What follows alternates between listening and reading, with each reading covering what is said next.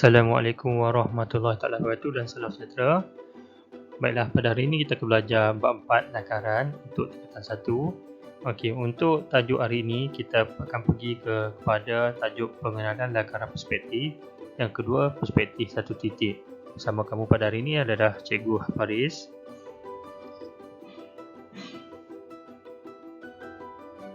Lakaran perspektif adalah salah satu kaedah terbaik dalam menghasilkan lakaran piktorial dalam bentuk 3 dimensi. Lakaran perspektif boleh dihasilkan melalui 3 kaedah titik lenyap ataupun dikenali sebagai TL, iaitu kaedah pertama, 1 kaedah titik lenyap, kaedah kedua 2 titik lenyap, kaedah ketiga 3 titik lenyap.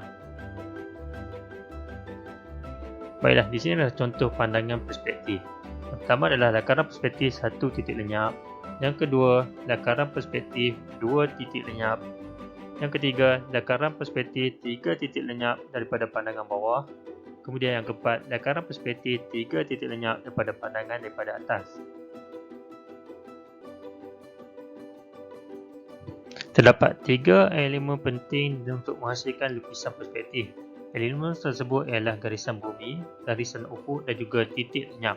Baiklah, pada pelajar, cikgu dah labelkan dengan warna biru, iaitu TL, titik lenyap warna biru, garisan ufuk berwarna merah dan garisan bumi warna kuning.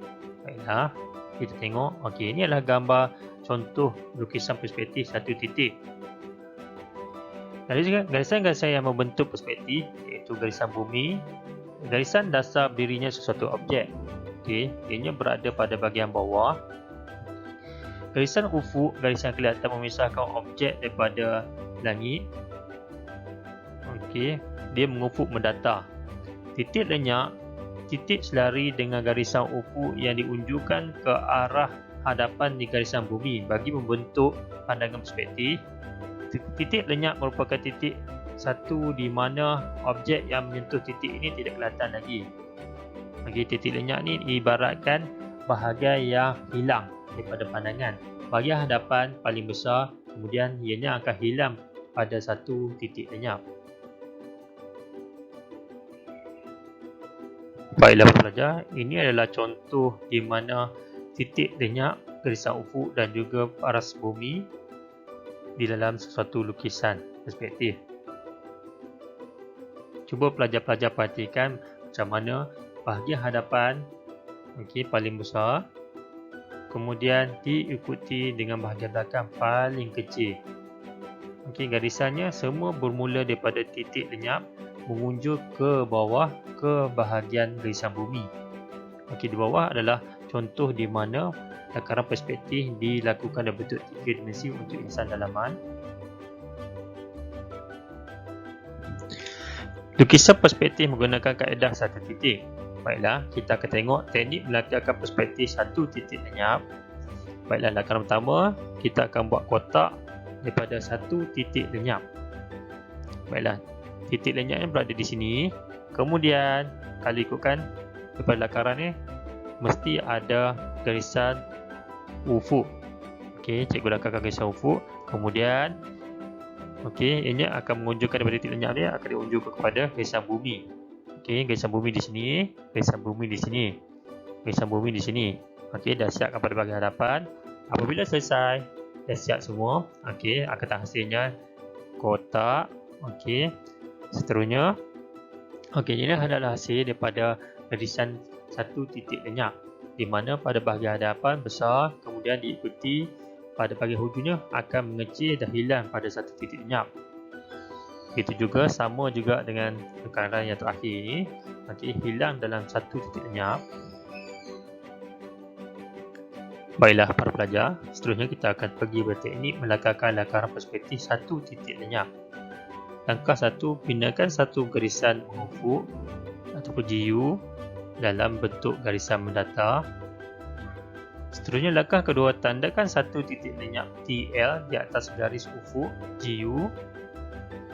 Setelah kita menanda TL, titik lenyap, kita akan pergi ke langkah ketiga. Bina bahagian hadapan objek yang akan dilakarkan menggunakan tanda A, B, C dan D.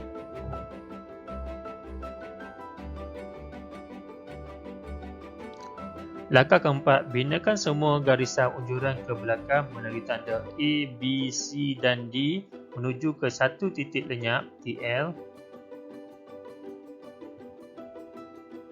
Langkah kelima, lakarkan bahagian dalaman objek mengikut kesesuaian anda dengan menggunakan garisan binaan sebagai sepadan kepada bahagian tanda E, F, G dan H. Untuk langkah keempat, kalau pelajar tengok, ianya menjadi bentuk bahagian hadapan. Kemudian untuk langkah kelima menjadi kotak pada bahagian belakang. Langkah keenam adalah langkah terakhir. Lengkapkan lakaran objek itu dengan menghitamkan garisan bagi objek yang didaki seperti rajah yang ditunjukkan. Baiklah, setelah selesai, objek tersebut akan dihitamkan akan membentuk sebuah kotak.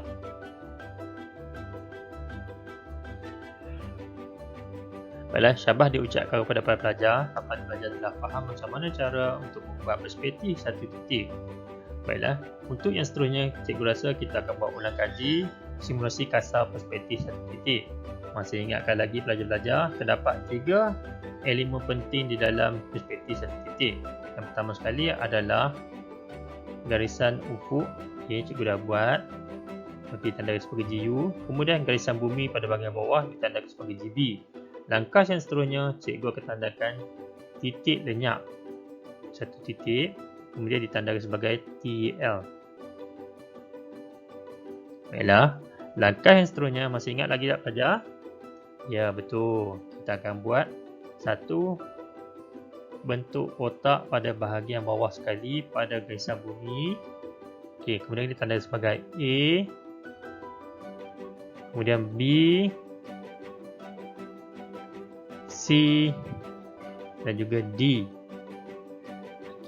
Seterusnya daripada titik A kita akan sambung kepada titik lenyap.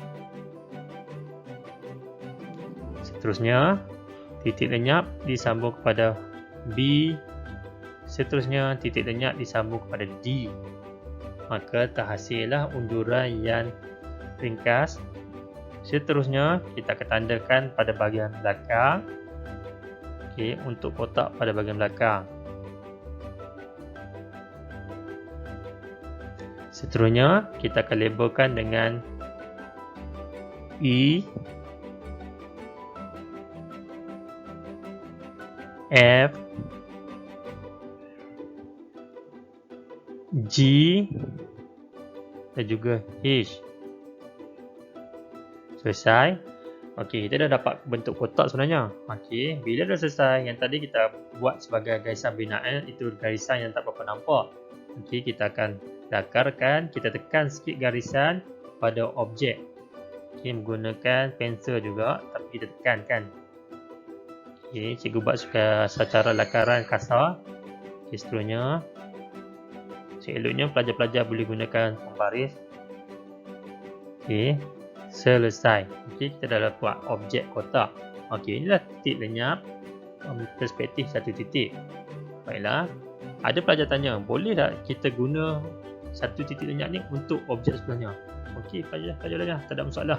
Kita akan buat lagi sekali. Ataupun teknik lain, kita boleh guna teknik macam ni. Kita unjurkan dulu. Kemudian kita akan buat kotak pada bahagian hadapan. Seterusnya kita dah dapat pada bahagian hadapan. 3 dimensi. Kalau pelajar cikgu kata apa? Kalau 3 dimensi, wajib kena ada 3 garisan. Garisan pertama, 2, garisan ketiga. Ni secara untuk pemahaman pelajar lah, cikgu cakap macam tu. Dah dapat dah 3 garisan. Seterusnya kita akan bentukkan objek pada bahagian belakang. Dah selesai, kita akan hitamkan. Kita tekankan pada bahagian objek kita nak. Untuk kotak tadi, hitamkan betul. Cikgu tak boleh nak buat ke lurus sebab yang ni adalah lakaran kasar. Baiklah, dah dapat objek kita nak. Cikgu, macam mana nak buat kalau nak hilangkan dalam satu titik lenyap? Kita sambung lagi pada bahagian belakang. Buat kotak macam ni. Nampak tak? Dia semakin mengecil. Baiklah, dah selesai. Oh, tak cukup. Tambah lagi. Alright. Okey, tambah lagi. Okey, seterusnya kotak macam ni. Tak cukup cikgu. Tambah lagi. Yang ni paling kecil. Nampak halus. Okey, seterusnya akan hilang dalam satu titik lenyap. Baiklah, cikgu rasa itu saja simulasi kasar cikgu untuk ulang kaji kamu. Diharapkan pelajar-pelajar boleh buat sendiri latihan di rumah. Selamat menjawab dan berjaya.